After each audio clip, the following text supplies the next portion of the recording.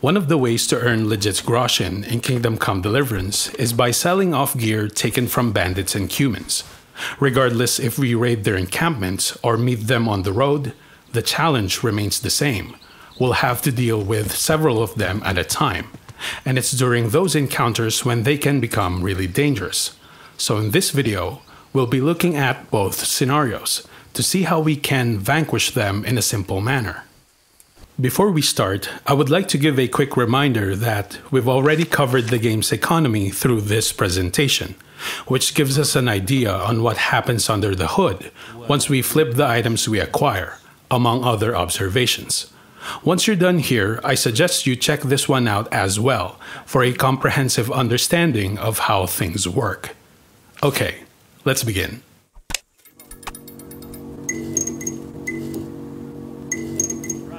KCD's melee combat system is centered around one-on-one duels, where the primary requirement in initiating a fight is to lock on a target and activate the 5-point attack zones. For the most part, it works well in this kind of face-off, but there's also no way around it. We cannot actively engage a foe without focusing Henry's sight on them first.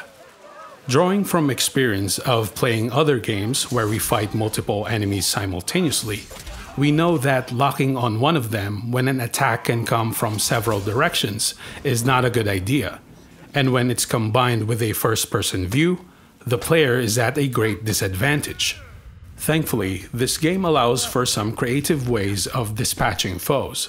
For example, if we can acquire a set of zero noise and low visibility clothing, there are some interesting things we can do while wearing them, such as sneaking inside an enemy encampment at night to poison their porridge supply with Bane Potion, which would wipe out the entire group within the next day.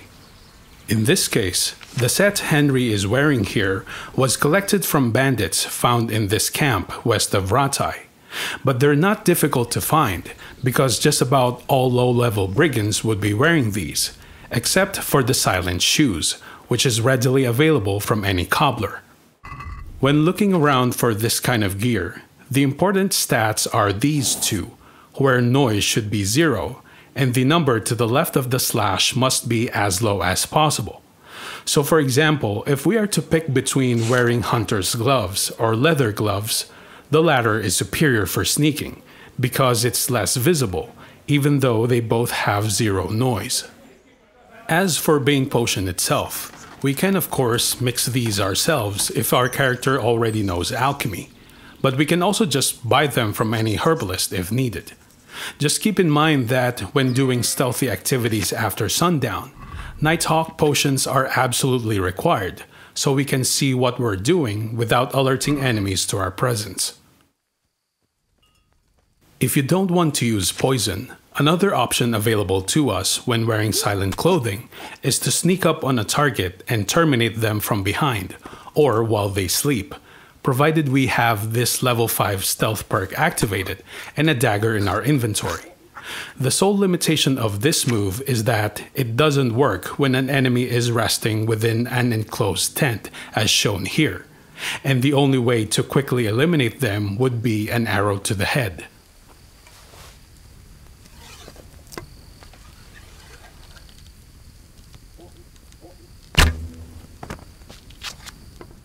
If you're adept with a bow, we can also take advantage of that when attacking encampments, especially if we have the Forester hunting perk enabled that would make Henry almost entirely invisible while in the woods.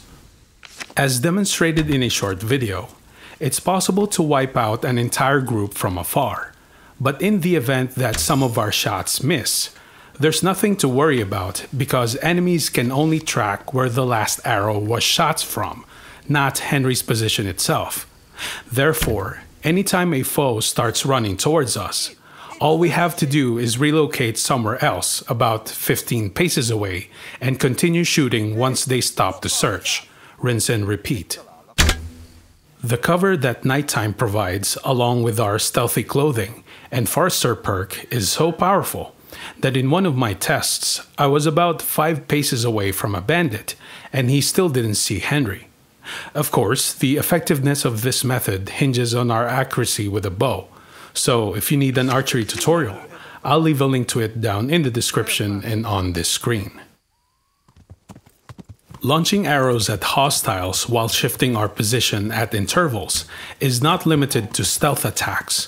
When we run into them during our travels, the same thing can be done from atop our horse. We don't even have to do anything fancy, remaining stationary while letting them loose, and only moving to another faraway spot when they get close is a simple and effective approach.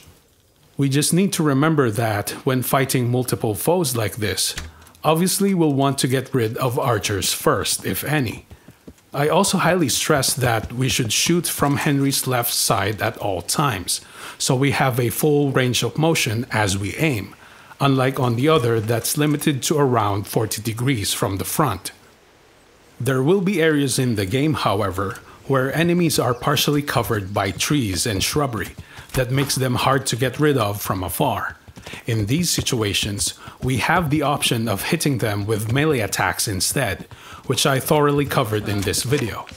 It details everything you need to know about easily mowing down enemies from horseback, after a little bit of practice, of course. All of these methods I've shown so far are those that try to avoid direct confrontations. But the reality of KCD is that there will be a lot of times when we have to face hostiles on foot, especially during quests. Even though we are at a disadvantage in that combat scenario, their behavior is always the same, which means there's a way to simplify it. Before we go through the motions, it's important to be aware about some observations surrounding it. The most important of which is that there's no tactical advantage to wearing light armor, because the only thing they do is make dodging easier, a move that's relatively useless in this game. Prioritizing our survivability is much more important, so any plate type of armor set is preferable. And since there are several classes of enemies in this game, it's also a good idea to take a few moments in scoping out who we're dealing with. A simple way to do this is by quickly answering two questions. How many are there, and what gear are they wearing? Dealing with a bunch of unarmored peasants is quite easy, because any blow that lands on their heads is almost always fatal.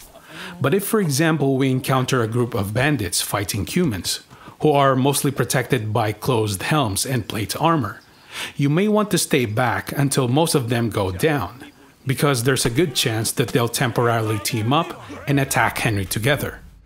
But if you do want to join the clash early, I suggest drinking Buck's Blood Potion, which will temporarily raise Henry's stamina, and that means he'll be able to take more hits, since it's the first one that gets chipped away before his health. But even that can be strengthened too with Aqua Vitalis, which will cut any damage received by half. Do keep in mind, however, that we're not allowed to drink potions during combat. They must be consumed beforehand. And since the outcome of fights are unpredictable, it's also a good idea to carry a couple of bandages as well as Lazarus potions, so we can stop a bleeding and heal our wounds in the aftermath. In addition to this, I experimented with several concoctions that can be wiped on our weapon, but the only ones that have a perceivable effect is Bane Potion, that does damage over time, and Dollmaker, which forces enemies to slow down to a walk, a very useful debuff for preventing Henry from getting surrounded. With the exception to Black Peter, other enemies in this game don't coat their weapons the same way we can, but some of them are accompanied by a hound who can lock Henry in place. In that situation, what I would typically do is create some distance from the enemies, so I could incapacitate the dog in isolation as it gives chase, then deal with the others afterwards.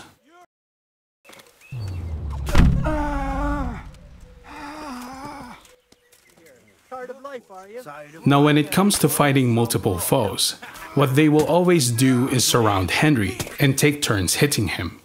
This means that if we stand our ground and engage one of them through the usual manner, the other ones will be able to easily land hits because they're off-screen. To make things worse, most of the time they will try to land combos that would quickly strip Henry's stamina if we get blindsided. And it doesn't matter what class of hostiles we're facing. All of them would at least know how to execute perfect blocks, followed by a riposte, and even master strikes in a lot of cases. So the best way to deal with them is to keep moving backwards as they approach, and point Henry's attention to the one in the middle, so we can see several of them at a time.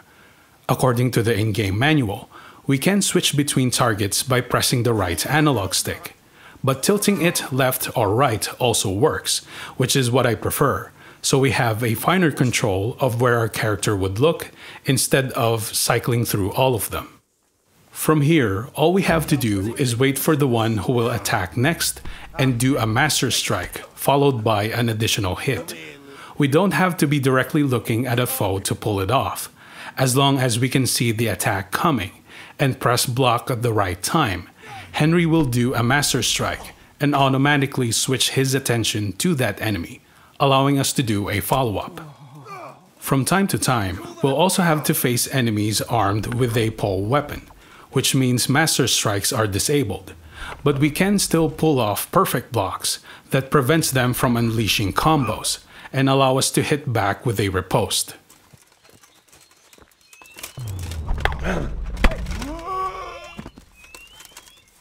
As for the weapon we should use, a popular choice among viewers is the Stinger short sword sold by weaponsmiths, mainly because of its tremendous stabbing damage. A good alternative to this would be St. George's longsword, that's slightly less powerful but has a longer reach. It can be picked up from a locked chest found within the woodland garden northwest of Ledechko. Both of these bladed weapons can be paired with a shield, which gives a good balance between attack and defense. But just in case you want to lean your build towards offense, the ceremonial mace is also devastating to an enemy, especially when the heavy swing strength perk is activated. The only problem with this weapon is that the master strikes associated with it while carrying a shield are terrible.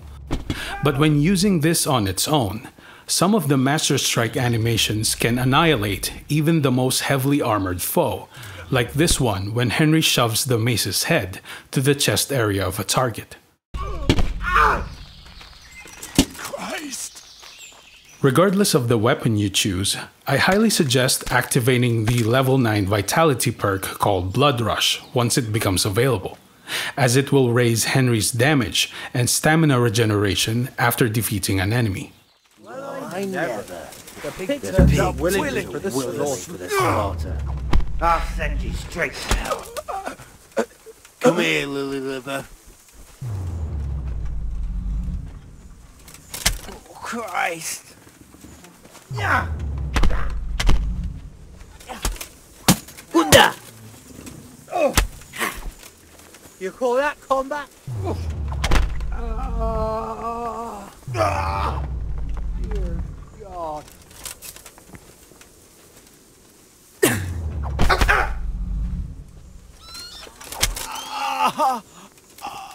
As you can see, dispatching a number of hostiles one after another is not that difficult, if we know how to master strike.